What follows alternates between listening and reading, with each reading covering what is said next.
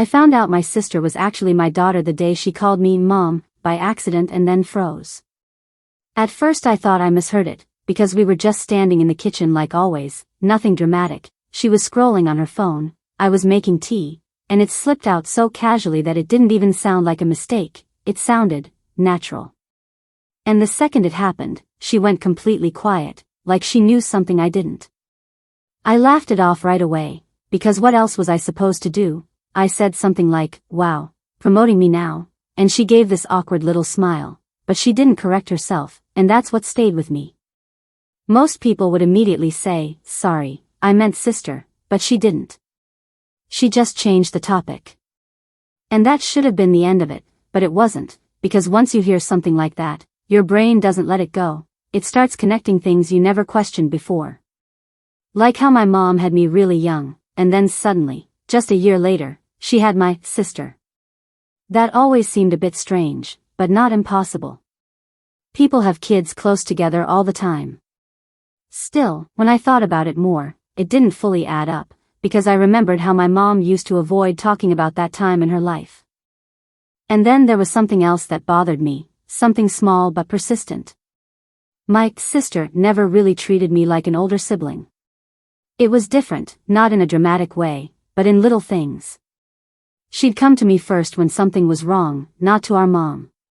She'd look at me for approval, like I had authority I wasn't supposed to have.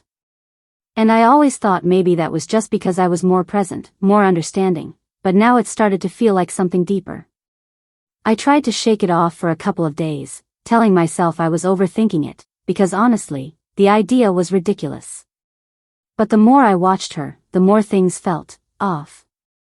One evening, we were sitting together watching TV, and she leaned her head on my shoulder, which she did sometimes, but this time she said, very quietly, "You'd never leave me, right?"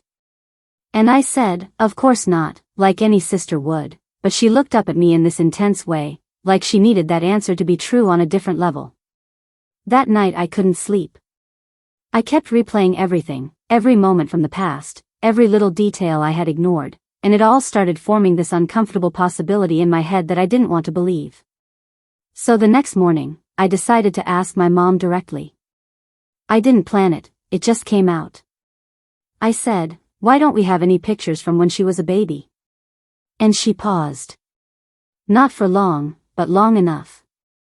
Then she said something vague, like the photos were lost during a move, but her voice didn't sound convincing, and she avoided eye contact the entire time. That was the first time I felt something real shift, like I had just touched the edge of a truth she didn't want me to see. I pushed a little more, trying to keep my tone casual, but my heart was racing. I asked about the hospital, about the dates, about anything that could confirm a normal timeline, and every answer she gave felt incomplete, like pieces of a story that didn't quite fit together. At some point she got irritated and told me I was being weird, that I should stop digging into things that didn't matter, and that reaction alone told me more than any answer could. Because if there was nothing to hide, why get defensive? I didn't say anything after that. I just nodded and left the room, but inside my head, everything was getting louder.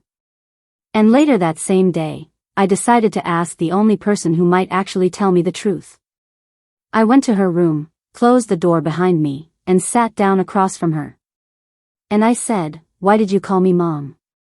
She didn't answer right away, and that silence felt heavier than anything she could have said, because she just stared at her hands like she was deciding whether to lie or not, and then she quietly said, "I didn't mean to."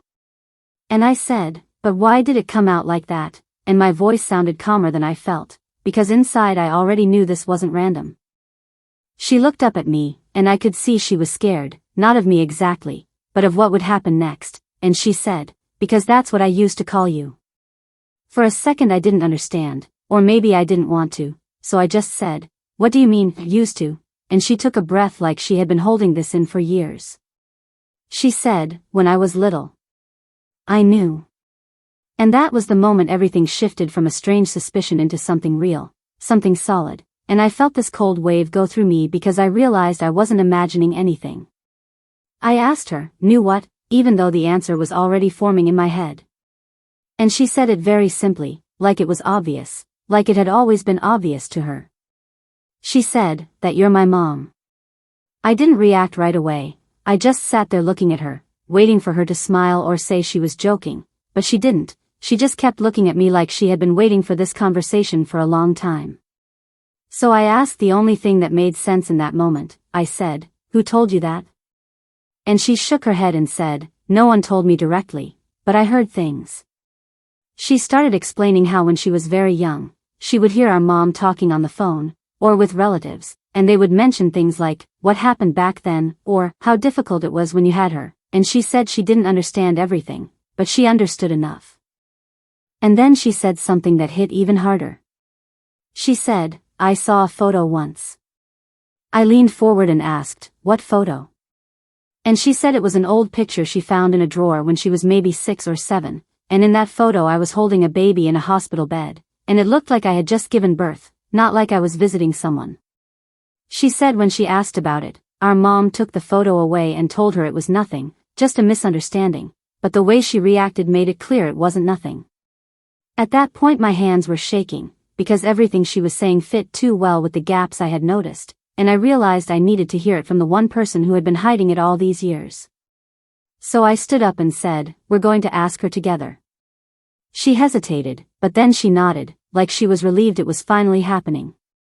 We walked into the living room, and our mom was there, sitting like any normal day, but the second she saw our faces, she knew something was wrong.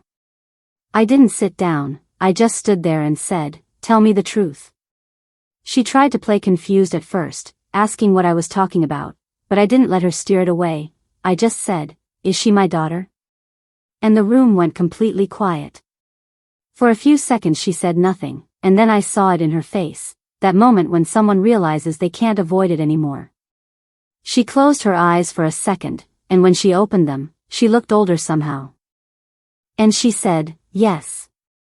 It wasn't dramatic, it wasn't loud, it was just a quiet, simple answer, but it felt like everything around me shifted. I asked her to explain, and this time she didn't try to avoid anything.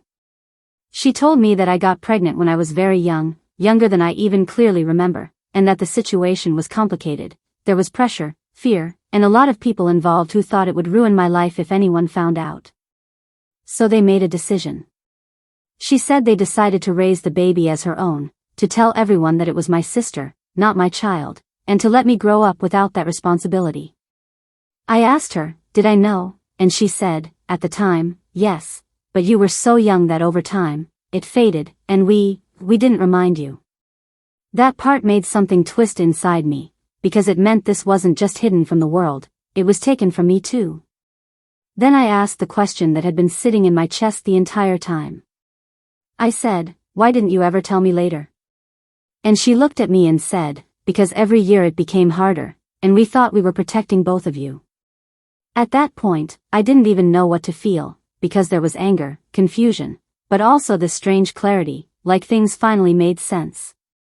I turned to her, to my daughter, and she was already looking at me, and there were tears in her eyes, but she wasn't crying, she was just waiting. Waiting for me to say something.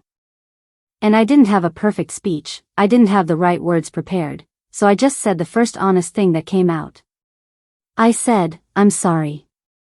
She shook her head right away and said, "It's not your fault." And I said, "I know, but still. I should have been there." She stepped closer and said, "You were there. Just, in a different way." And that broke something in me, because she wasn't blaming me, she wasn't angry, she just wanted me to see her. Our mom tried to say something, maybe to explain more, but neither of us looked at her, because in that moment, it wasn't about her anymore. It was about us. I asked her quietly, "What do you want now?" And she didn't hesitate. She said, "I just want to call you Mom, for real." I took a breath, because that word suddenly felt heavy in a way it never had before, and I realized there was no perfect way to step into that role, no clean transition, just this messy, real moment. So I nodded. And I said, "Okay." She smiled a little, like she had been holding that in for years, and then she said it again, but this time slowly, clearly. "Mom." And I answered without thinking. "Yes?"